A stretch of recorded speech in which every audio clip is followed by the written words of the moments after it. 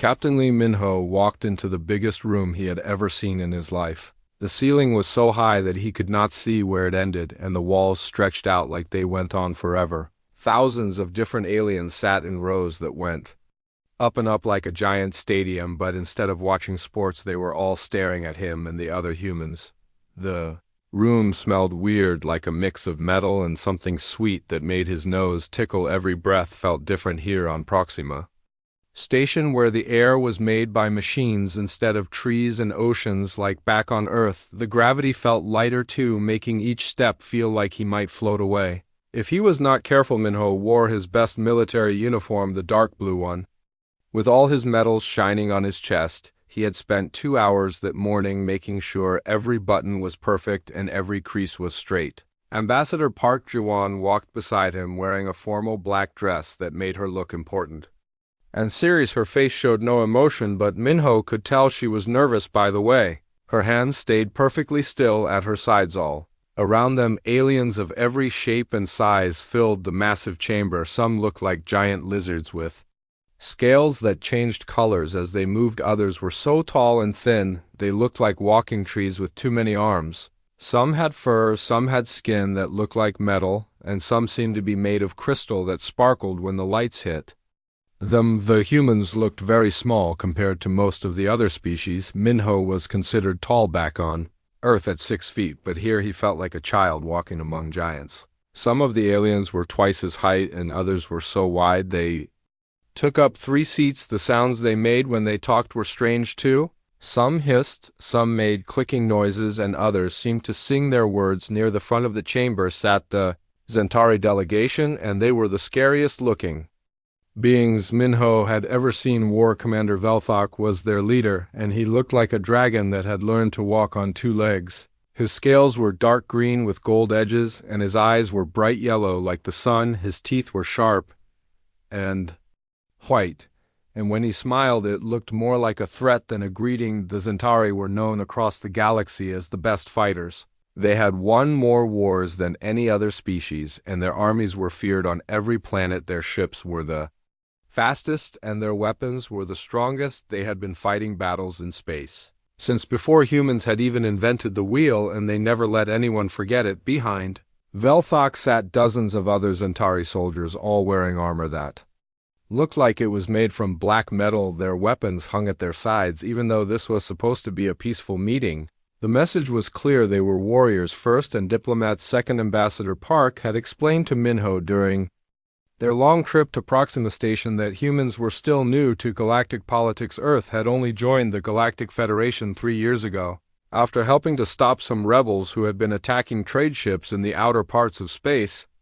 Most of the alien species thought humans were too young and too weak to be trusted with important decisions. The other humans in their group looked just as nervous as Minho felt. There was Dr. Kim Sora, who was their science expert, and Colonel Park Jain, who commanded Earth Space Marines. All of them had trained for months to prepare for this meeting, but nothing could have prepared them for how small and outnumbered they felt in this enormous room, full of aliens. A being that looked like it was made of blue crystal stood up and began to speak. Its voice sounded like wind chimes in a gentle breeze. The translator device in Minho's ear turned the musical sounds into words he could understand. The crystal being was welcoming everyone to the trade negotiations that would decide if humans could set up shipping routes through the galaxy. Minho had read all the reports about what this meeting meant for Earth. If they could get permission to use the main trade routes, human ships could carry goods between planets and make Earth rich and powerful. But if they failed, Earth would stay isolated on the edge of the galaxy, trading only with the few small planets nearby. The crystal being finished its welcome speech and sat down.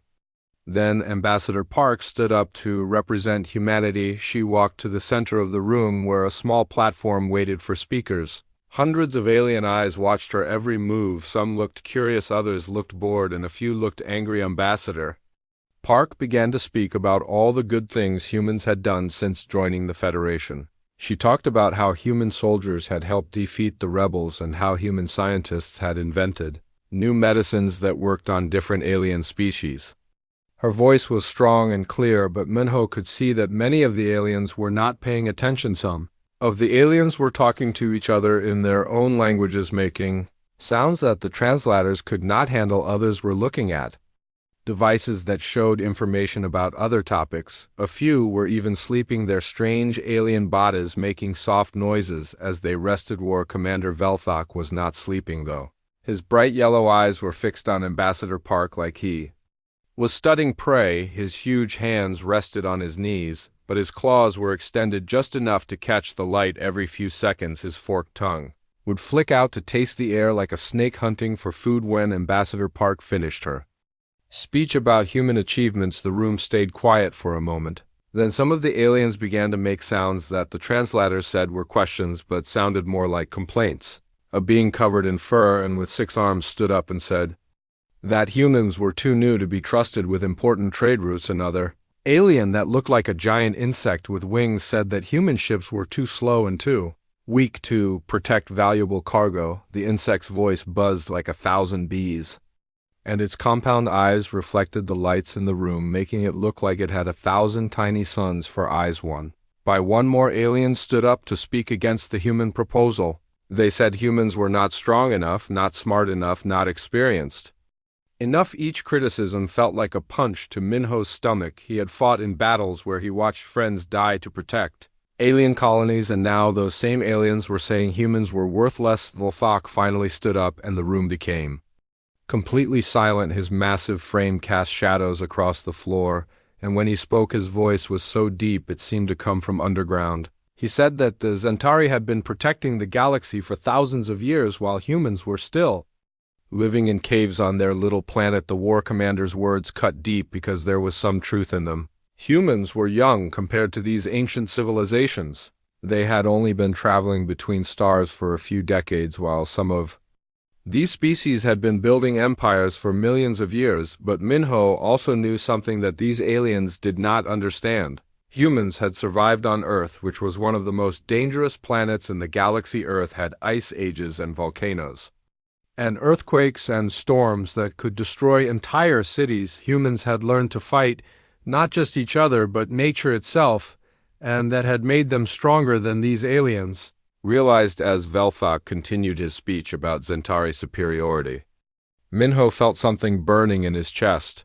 It was not anger exactly, but something deeper, something that every human carried inside them from growing up on a world that was constantly trying to kill them. It was the feeling that said no matter how big the enemy was, no matter how impossible the odds looked, humans would find a way to survive. And when the first day of negotiations was ending badly, Ambassador Park looked tired and defeated as alien after alien voted against human proposals. The electronic board at the front of the room showed the vote count, and it was not good. Only 3 small species had voted to support humanity, while dozens had voted against them. As the session ended for the day, Minho watched Velthok talking to other alien leaders, clearly trying to convince them to oppose humanity even more. The war commander's golden eyes met Minho's across the room, and something passed between them, a challenge, a promise that this was far from over. Tomorrow would bring another day of negotiations, but Minho had a feeling that words alone would not be enough to change the minds of these ancient alien species.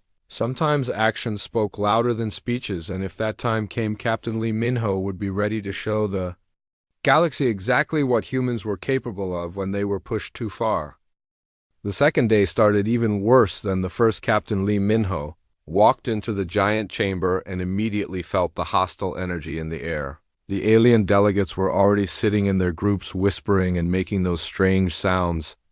That meant they were planning something bad for humanity. Ambassador Park Ji-won looked tired, even though she had spent all night preparing new arguments and studying alien customs. Her usually perfect hair had a few strands out of place, and there were dark circles under her eyes that her makeup could not completely hide. She carried a tablet full of data about human achievements, but Minho could tell she was losing hope. War Commander Velthok arrived with even more Zentari soldiers than yesterday. Their black armor gleamed under the chamber lights, and their weapons made soft humming sounds that filled everyone nearby with fear. The other aliens moved away from the Zentari section like they were afraid of getting too close to such dangerous warriors. The morning session began with speeches from different alien species, but none of them were friendly to humans. A being that looked like a walking tree with silver bark stood up and said that human ships were too primitive to handle galactic trade routes. Its voice sounded like wind blowing through leaves, but the translator made sure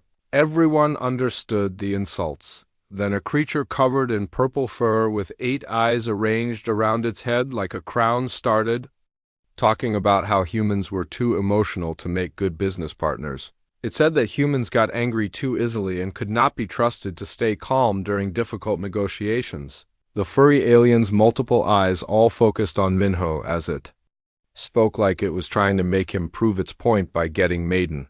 Alien that looked like it was made of liquid metal that had been poured into a vaguely humanoid shape flowed up to the speaking platform. Its voice sounded like music, but the words were cutting and mean. It talked about how young species always thought they were ready for big responsibilities, but usually failed and caused problems for everyone else. Each speech felt like a knife being twisted in Minho's chest. He had seen human soldiers die protecting alien colonies. He had watched human doctors work for days without sleep to save alien civilians during emergencies. He had personally fought beside alien warriors against common enemies, and now those same species were acting like humans were worthless. Ambassador Park tried to respond to each criticism with facts and data. She showed holographic displays of human achievements and played video messages from alien leaders who had worked successfully with humans. But every time she started to make progress, another alien would stand up with a new complaint or worry. The worst part was watching neutral species slowly turn against humanity. During breaks between speeches, Minho could see alien delegates huddled in small groups having urgent conversations. Many of them kept looking toward the Zentari section where Velthok was, clearly working hard to convince everyone that humans were dangerous and unreliable. A species that looked like giant butterflies with crystalline wings had been friendly to humans the day before, but now they were nodding along when other aliens criticized human proposals. Their wing patterns changed colors to show their emotions, and Minho watched the colors shift from the warm blues and greens of friendship to the cold reds and purples of suspicion and fear. The insect-like aliens with compound eyes that reflected everything, like broken mirrors, started making that buzzing sound that meant they were all thinking together as one mind. Their buzz grew louder and angrier as the morning went on, until it was like having 1,000 angry bees in the room. The sound made it hard for humans to concentrate, but seemed to energize the other aliens. Even worse were the aliens that looked like living gemstones who could create sound waves that affected emotions. They had been neutral yesterday, but now they were sending out frequencies that made everyone feel worried and suspicious. The waves were too subtle for most species to notice, but they created an atmosphere of distrust that made every human proposal sound dangerous. During lunch break, Minho followed Ambassador Park to a small room where the human delegation could talk privately. Dr. Kim Sora was there, looking frustrated and angry. She had prepared detailed scientific reports showing how human technology could benefit galactic trade, but no one wanted to listen to her presentations. Colonel Park Jain was pacing back and forth like a caged animal. His military training made him want to take action, but there was nothing he could fight in a room full of politicians and diplomats. He kept checking his sidearm even though weapons were not allowed in the chamber. It was a nervous habit that showed how helpless he felt. Ambassador Park sat down heavily in her chair and rubbed her temples. She had been trained for difficult negotiations, but this was beyond anything she had expected. The level of coordinated opposition was more than just natural suspicion. It was a carefully planned campaign to destroy any chance of human success. The afternoon session was even worse because now the aliens were not just criticizing human proposals, they were making jokes and laughing at human expense. A group of aliens that looked like walking jellyfish with glowing tentacles started making sounds that the translator said were meant to be funny but were actually cruel imitations of human speech patterns. Commander Velthok seemed to be enjoying the show. His golden eyes glowed with satisfaction as he watched the systematic destruction of human hopes. His massive frame dominated his section of the chamber, and other aliens kept looking to him for approval like he was the real leader of the opposition. When one particularly nasty alien made a joke about humans being pets that had learned to talk, Velthok actually laughed. The sound was like rocks falling down a mountain, and it encouraged other aliens to be even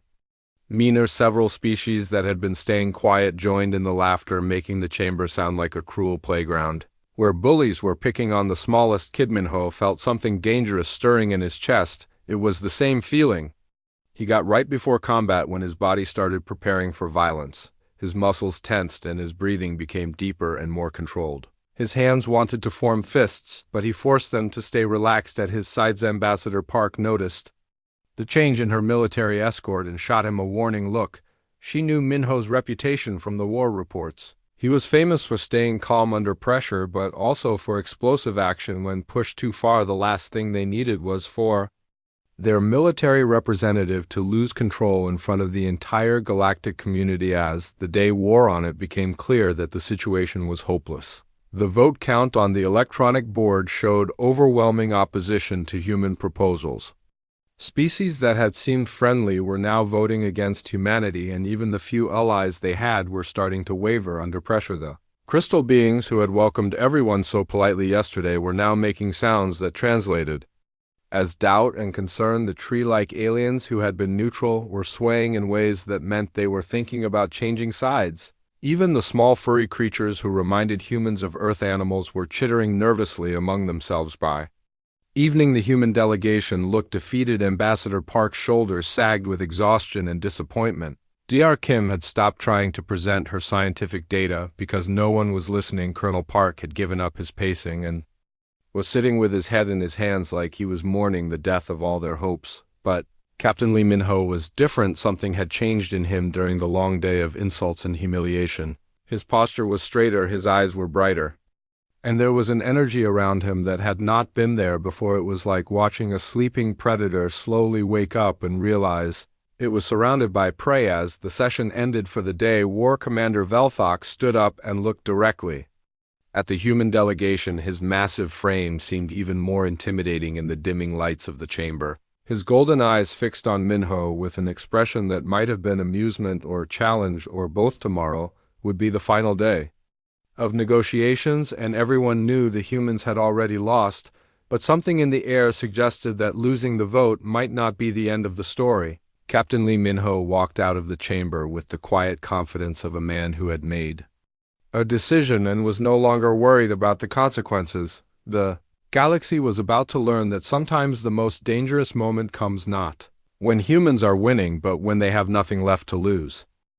The third day felt different from the moment Captain Lee Minho entered the chamber. The air itself seemed heavier, like the calm before a terrible storm. The alien delegates were already in their seats, but there was an unusual tension in the room that made everyone speak in whispers instead of their normal voices. War Commander Velthok had brought even more Zentari warriors with him today.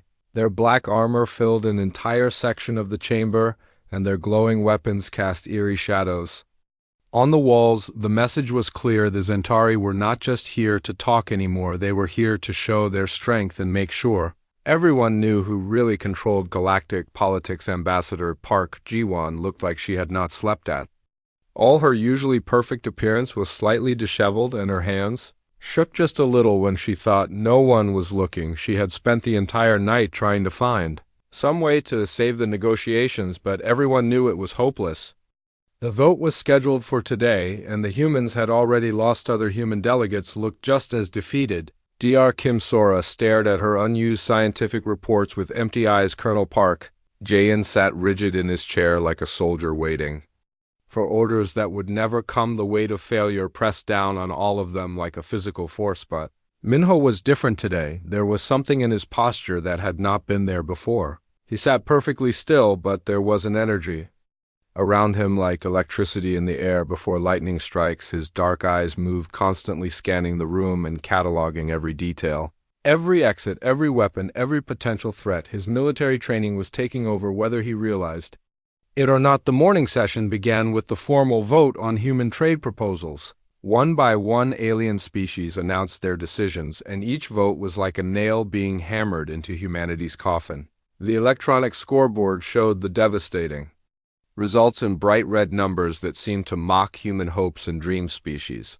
After species voted against the proposals, the crystal beings voted no. With musical tones that sounded like funeral songs, the tree-like aliens swayed in patterns that meant rejection. The insect creatures buzzed in harmony to show their opposition. Even the small furry aliens that had seemed friendly chittered their disapproval. Ambassador Park stood to make one final speech, but her voice lacked the strength and confidence it had carried on the first day. She talked about cooperation and mutual benefit, but the words sounded hollow in the hostile chamber. Most aliens were not even listening anymore. They were already discussing other business, like the humans had ceased to exist when the final vote was tallied. The results were devastating. Humans had received support from only two tiny species that barely controlled single star systems. Every major power in the galaxy had voted against them. The dream of human expansion into galactic trade was dead. War Commander Velthok rose from his seat like a mountain coming to life.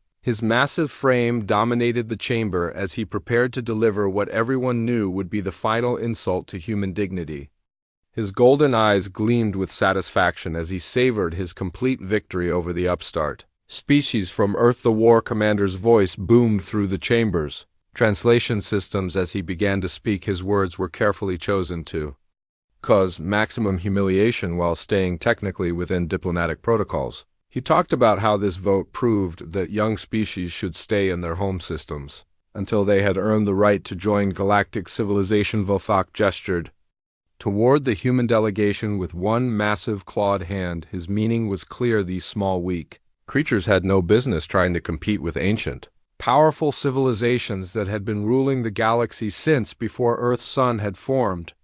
Other aliens began to make sounds of agreement, turning the chamber into an echo chamber of human rejection. The War Commander was just getting started. He began to list human failures and weaknesses, comparing them unfavorably to the achievements of established galactic powers. His voice grew louder and more confident as he fed off the energy of the crowd like a performer who had found his rhythm. Ambassador Park tried to maintain her dignity, but tears were forming in her eyes. The public humiliation was worse than simple defeat. It was a systematic destruction of human worth designed to ensure that no species would ever take humanity seriously again. Hurl Park started to rise from his seat, but Minho's hand on his shoulder kept him in place. The captain's touch was gentle but firm, carrying a message that said, "Wait, not yet, let this play out." His eyes never left Velthok's massive form, but his expression remained neutral and unreadable. Dr. Kim was no longer even pretending to listen. She had closed her tablet and was staring at the floor like she wanted to disappear through it. Her life's work in preparing scientific presentations had been rendered meaningless by political prejudice and species superiority. Velthok was building toward his conclusion now. His voice reached new levels of volume and authority as he painted a picture of galactic order that had no place for human ambition. The other aliens were caught up in his rhetoric, nodding and making sounds of approval like spectators at a gladiator match. Then the War Commander made his fatal mistake. He stepped down from his elevated position and began walking toward the human delegation. His massive form moved with predatory grace as he approached the small group of defeated humans. Other aliens leaned forward in their seats, sensing that something dramatic was about to happen. Velthok stopped directly in front of Captain Minho, towering over the human like a skyscraper over a house the size difference was absurd, making the human look like a child confronting an adult. The War Commander's golden eyes looked down with undisguised contempt as he prepared to deliver the killing blow to human pride. The chamber fell completely silent as everyone watched the confrontation. Every alien delegate stopped their side conversations and focused on the drama unfolding in the center of the room. The tension was so thick it seemed to vibrate in the air like a plucked guitar string. Velthok began to speak again, but now his words were directed personally at Minho rather than the chamber as a whole. He talked about human weakness and cowardice, comparing them to prey animals that ran from real predators. His voice carried personal venom, now going beyond diplomatic insults into territory that bordered on direct challenge. Minho remained perfectly still throughout the verbal assault. His face showed no emotion, his body showed no tension, his breathing remained steady and controlled.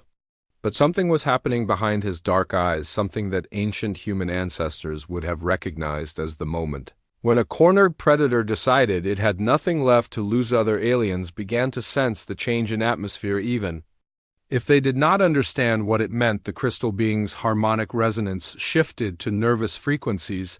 The insect creature's buzzing became more agitated. The tree-like aliens swayed in patterns that suggested uncertainty. Ambassador Park felt it too and tried to step forward to defuse the situation, but Minho's presence beside her had become something solid and immovable. Like a mountain that had decided to grow roots, he was not going anywhere and nothing was going to make him back down. Volthok raised his massive clawed hand in a gesture of dismissal that was clearly meant to be the final humiliation. The war commander had orchestrated this entire confrontation to prove Zentari superiority over human weakness, and he was about to deliver the coup de grace that would cement his victory, but as his hand moved through the air toward Minho's face, war commander Volthok made the mistake that would haunt him for the rest of his life. He had studied human military records and diplomatic files, but he had never bothered to understand what it meant that humans came from a death world, where everything was trying to kill them. In 5 seconds, the entire balance of galactic power was about to shift, and Volthok was the one who would make it happen. War Commander Volthok's massive clawed hand swept through the air in what he intended to be the ultimate display of Zentari dominance over human weakness. The slap was calculated perfectly hard enough to cause pain and humiliation, but not hard enough to cause serious injury. It was meant to be the final proof that humans were nothing more than soft, weak creatures who would submit to superior strength. The sound of the impact echoed through the massive chamber like a thunderclap in a silent cathedral. Every alien delegate heard it clearly, and many leaned forward in their seats to get a better view of what they expected to be the humans' inevitable surrender. Some of the more bloodthirsty species made sounds of approval and anticipation. Captain Lee Minho's head turned slightly from the force of the blow, but otherwise he showed no reaction at all. His body remained perfectly still, his breathing stayed steady and controlled, and his dark eyes showed no trace of pain or anger. The silence that followed was so complete that everyone in the chamber could hear their own heartbeats. For exactly 5 seconds, nothing happened. Volthok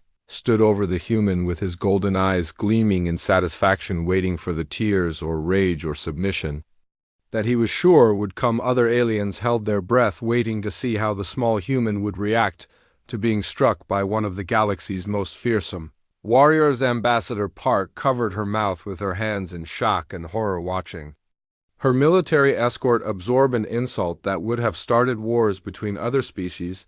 Dr. Kim looked like she was about to be sick, and Colonel Park had gone completely rigid, like his entire body was preparing for combat. The war commander began to smile, showing rows of sharp white teeth that had torn apart enemies on a dozen different battlefields. He opened his mouth to deliver what he planned to be a mocking speech about human weakness and the proper place of inferior species in galactic society. Then Captain Lee Minho moved, and the entire galaxy learned why humans had never gone extinct despite living on one of the most dangerous planets in known space. What happened next would be studied by military academies for generations and analyzed by xenobiologists trying to understand how such a small species could be so incredibly dangerous. Minho's response was not driven by anger or revenge, but by something much more primitive and effective: the cold, calculating precision of a predator that had been pushed beyond its tolerance threshold in one fluid motion that seemed to defy the laws of physics. Minho's right hand shot forward with speed that made hummingbird wings look slow. His fingers found the exact pressure point on Volthok's thick reptilian neck that controlled motor functions in Zentari physiology. The technique required knowledge of alien anatomy that the war commander had never suspected humans possessed. The massive Zentari warrior who had dominated battlefields across 3 star systems and commanded the respect and fear of dozens of species dropped to his knees. Like a puppet whose strings had been cut, his golden eyes went wide with shock and confusion as his nervous system betrayed him, sending conflicting signals throughout his reptilian body. Volthok tried to speak, but only strangled sounds came from his throat. He tried to move his arms, but they would not obey his commands. His legs had become useless, and his tail thrashed weakly behind him like a dying snake.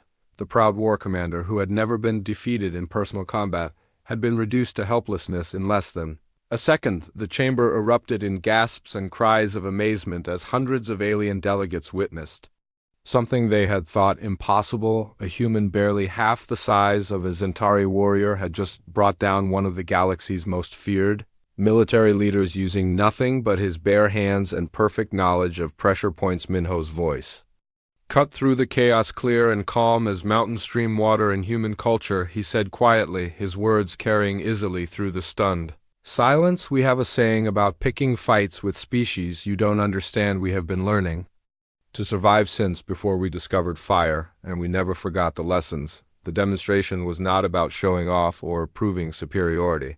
It was about delivering a message that every species in the chamber would understand perfectly. Humans were not the weak prey animals that everyone had assumed they were. They were something far more dangerous, predators who had learned to hide their true nature behind diplomatic smiles and peaceful intentions. Dr. Kim stared at her military colleague with new eyes, suddenly understanding why Captain Minho had been chosen for this mission. It was not just his diplomatic training or his military record, it was because he represented something that other species needed to see: the steel beneath.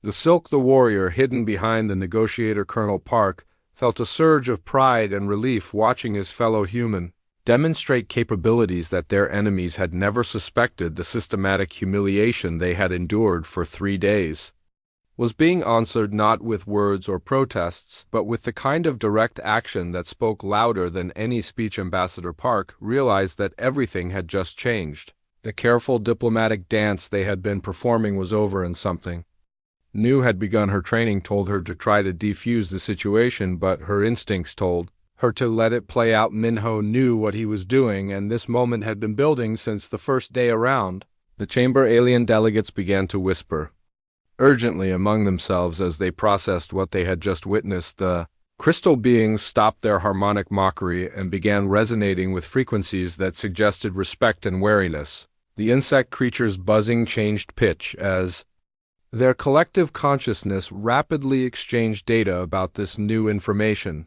The tree-like aliens swayed in patterns that indicated they were completely re-evaluating their assumptions about human capabilities. The furry creatures who had seemed so friendly began chittering nervously as they realized they might have misjudged these small bipedal predators. Volthok struggled weakly, trying to regain some semblance of dignity, but his body refused to cooperate. The precise pressure point technique had left him conscious and aware, but completely unable to defend himself. It was a demonstration of not just superior skill, but superior knowledge and restraint. Medical scanners throughout the chamber confirmed what trained observers could already see. The human had struck with surgical precision, causing temporary paralysis without any permanent damage. The technique required not just physical skill, but detailed knowledge of Zentari anatomy and the wisdom to know exactly how much force to apply if humans knew Zentari pressure points. This precisely what other species had they studied. What other weaknesses had they catalogued? What other capabilities were they hiding behind their appearance of primitive simplicity? The implications were staggering and terrifying. Minho maintained his position beside the fallen war commander, showing no aggression but also no intention of backing down. His message was clear. He could have done much worse, but had chosen mercy over destruction. The restraint was somehow more impressive than the violence would have been. The silence stretched on as everyone waited to see what would happen next. The balance of power in the galaxy had just shifted in ways that no one had anticipated, and the consequences would ripple outward from this moment for years to come. In 5 seconds, War Commander Velthok had gone from galactic hero to cautionary tale, and humanity had announced its arrival on the galactic stage not as supplicants begging for acceptance, but as equals demanding respect. The massive chamber remained frozen in shocked silence as Captain Lee Minho stood perfectly still beside the fallen War Commander Velthok. His dark eyes swept across the hundreds of alien delegates, taking in their expressions of amazement, fear, and sudden respect. The small human, who had been dismissed as weak and primitive, had just demonstrated why his species had survived everything their death world had thrown at them. Velthok made weak, struggling sounds as he tried to regain control of his paralyzed body. His golden eyes darted around frantically, looking for help from his fellow Zentari warriors, but they were as stunned as everyone else. The proud commander, who had built his reputation on physical dominance, had been reduced to helplessness by a creature half his size. Minho reached down and placed his hand on the exact same pressure point he had struck The gesture was gentle, almost medical in its precision, as he applied counter-pressure. Feeling began to return to Velthok's limbs. The war commander gasped as sensation flooded back through his nervous system, his body trembling with the shock of recovery. The human's voice remained calm and conversational as he spoke to the chamber. On Earth, he said, every child learns to fight for survival before they learn to walk. We have predators that hunt in pack, storms that can destroy cities, and diseases that kill millions. We did not become the dominant species on our planet by being weak. Dr. Kim watched her colleague with new understanding, suddenly realizing why human military records were classified at such high levels. The galaxy had assumed humans were sharing all their capabilities, but clearly they had only revealed what they thought other species could handle. The demonstration she was witnessing suggested there was much more hidden beneath the surface. Ambassador Park felt the political situation shifting around her like tectonic plates, moving beneath her feet. 3 days of careful diplomacy had been overturned in seconds, but somehow the new dynamic felt more honest, more real than all the speeches and formal presentations they had endured. War Commander Velthok slowly struggled to his feet, his massive frame shaking with humiliation and shock. His warriors started to move forward, but he held up one clawed hand to stop them. The gesture was barely visible, but it carried absolute authority. Even in defeat, he remained their commander. Around the chamber, alien delegates began urgent conversations as they processed the implications of what they had witnessed. Crystal beings resonated with frequencies that suggested they were rapidly recalculating their assessment of human capabilities. Their musical voices created harmonies that spoke of respect tinged with wariness. The insect creature's collective consciousness buzzed with frantic data exchange as thousands of individual minds tried to process this new information about humans. Their compound eyes reflected the chamber, lights like broken mirrors showing multiple images of the small human who had just changed galactic politics. A delegation of beings that looked like walking liquid metal began to shift and flow in patterns that indicated they were accessing databases and military records. Their fluid forms moved restlessly as they searched for any information that might explain what they had just seen. The tree-like aliens swayed in complex patterns that meant they were communicating through chemical signals released into the air. Their bark-like skin changed colors as they shared information about human physiology and combat capabilities that had clearly been underestimated by everyone. Even the small furry creatures who had seemed so harmless were chittering nervously among themselves, their large eyes darting between Minho and the exits as if they were suddenly aware they might be in the presence of something much more dangerous than they had realized. If Queen Zix of the insect species raised herself up on her 6 legs, her compound eyes focusing on Minho with what appeared to be new interest. Your military records, she said, her voice buzzing through the translation system, perhaps require closer examination. We may have been too hasty in our initial assessments. The admission carried enormous weight coming from a species known for their careful analysis of data. The Hive Queen's words suggested that human combat reports, which had been dismissed as exaggerated propaganda, might actually have been understated rather than overstated. A being made of living crystal that sparkled like a diamond sculpture began to emit pure tones that the translators interpreted as questions about human training methods and combat philosophy. Its crystalline voice rang like bells as it asked whether all humans possessed such precise knowledge of alien anatomy. Minho's response was simple and terrifying in its implications.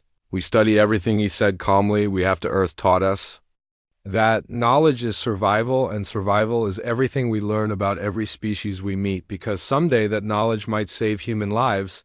The casual way he delivered this information made it even more chilling. The galaxy was realizing that while they had been dismissing humans as primitive newcomers, those same humans had been quietly cataloging weaknesses and pressure points for every species they encountered. Colonel Park felt a surge of pride watching his fellow human demonstrate the training and preparation that went into every diplomatic mission. Earth did not send unprepared representatives into hostile territory. They sent warriors who could fight their way out if negotiations failed. Dr. Kim began to understand why her scientific presentations had been met with such dismissal. The other species had not been evaluating human technology or research capabilities. They had been making assumptions based on physical appearance and age of civilization while completely missing the predatory intelligence that had allowed humans to dominate their homeworld ambassador. Park realized that the entire dynamic of the negotiations had shifted. The aliens were no longer looking at humans as weak supplicants begging for acceptance. They were seeing them as potential equals who might be far more dangerous than anyone had suspected.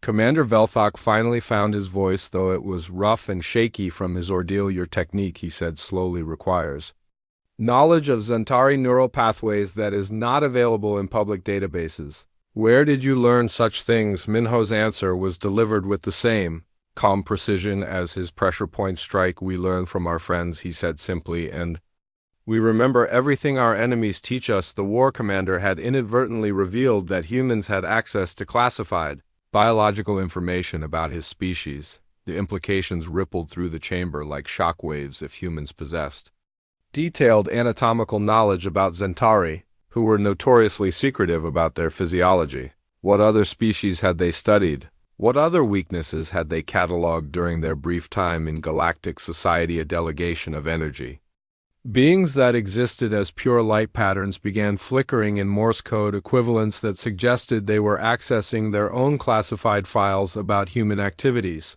Their patterns grew more agitated as they apparently discovered information that disturbed them. The chamber's atmosphere continued to shift as more species began to reassess their positions regarding human capabilities. What had seemed like a straightforward diplomatic rejection was becoming a strategic recalculation of humanity's place in galactic power structure. As Volthok looked directly at Minho with something that might have been respect mixed with wariness in Zentari culture, he said slowly, strength commands respect. You have demonstrated strength worthy of consideration. The admission from the galaxy's most feared military commander carried weight that no amount of diplomatic speeches could have achieved in 5 seconds. Minho had earned something that might have taken decades of careful negotiation. The acknowledgement that humans deserved to be taken seriously, but the demonstration had also revealed something that would make every species in the galaxy more careful about their interactions with humanity. The small, peaceful-looking humans were not what they appeared to be, and the galaxy would never make the mistake of underestimating them again.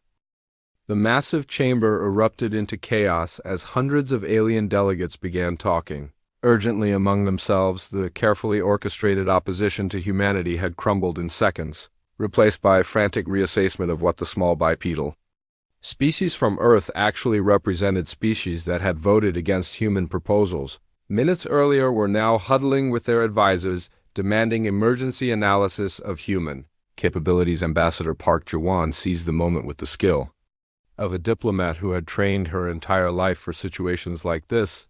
The Federation has seen Captain Minho's restraint and precision, she announced to the chamber, her voice carrying clearly over the alien conversations. Imagine what humanity offers as allies rather than opponents. We do not seek domination through fear, but partnership through mutual respect. Her words carried new weight, now backed by the demonstration. Everyone had just witnessed the same speech that would have been dismissed as empty rhetoric an hour earlier now sounded like a reasonable offer from a species that clearly possessed hidden depths and capabilities. Medical scanners throughout the chamber had been recording the entire confrontation, and their data was already being analyzed by xenobiology experts. The results were disturbing and impressive in equal measure. Minho had struck with surgical precision, targeting a pressure point that required intimate knowledge of Zentari anatomy while applying exactly the right amount of force to disable without causing permanent damage. Dr. Kim watched the data streams flowing across alien devices and realized that her scientific presentations were about to become very popular. The same research that had been ignored for 3 days was now being requested by dozens of species who suddenly wanted to understand human biology and technology. Being made of crystalline structures that sparkled like living diamonds approached the human delegation, moving with the careful steps of someone who had just realized they might have made a serious mistake.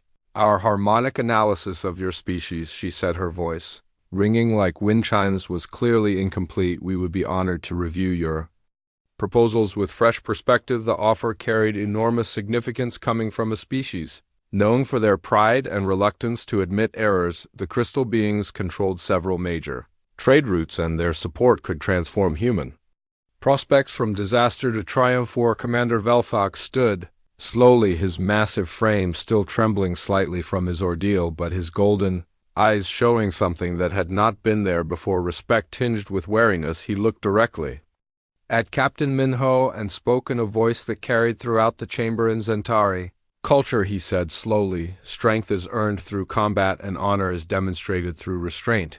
You have shown both in ways that command respect. His admission carried weight that no amount of diplomatic maneuvering could have achieved. The war commander's public acknowledgement sent shock waves through the alien delegates. If the galaxy's most feared military leader was treating humans as equals, then every other species needed to reconsider their positions. The political calculations that had seemed so solid an hour earlier were crumbling like castles built on sand. Colonel Park felt years of frustration and anger melting away as he watched species after species approach the human delegation with new offers and proposals. The systematic humiliation they had endured was being replaced by the kind of respect that could only be earned through demonstrated capability. The electronic voting board that had shown such devastating defeat for human proposals began flickering as delegates requested permission to change their votes. The Federation Chancellor, being so ancient that its species had founded the organization millennia ago, raised one appendage for silence. The vote will be reconsidered. The Chancellor announced, its voice carrying the weight of eons. Perhaps humanity's application deserves more thorough evaluation, given recent demonstrations of human capabilities. We may have been too hasty in our initial assessments. The admission from the galaxy's highest authority figure sent another wave of urgent conversations through the chamber. Species that had been following Velthok's lead in opposing humanity were now scrambling to position themselves favorably with what they suddenly realized might be a very powerful new ally. Over the following hours, human trade proposals not only passed but were expanded far beyond their original scope. Species that had dismissed Earth's potential now competed to establish favorable relationships with the mysterious humans who had hidden such impressive capabilities behind diplomatic smiles. Intelligence reports began circulating among the alien delegations, painting a picture of human military achievements that had been dismissed as propaganda but now seemed disturbingly plausible.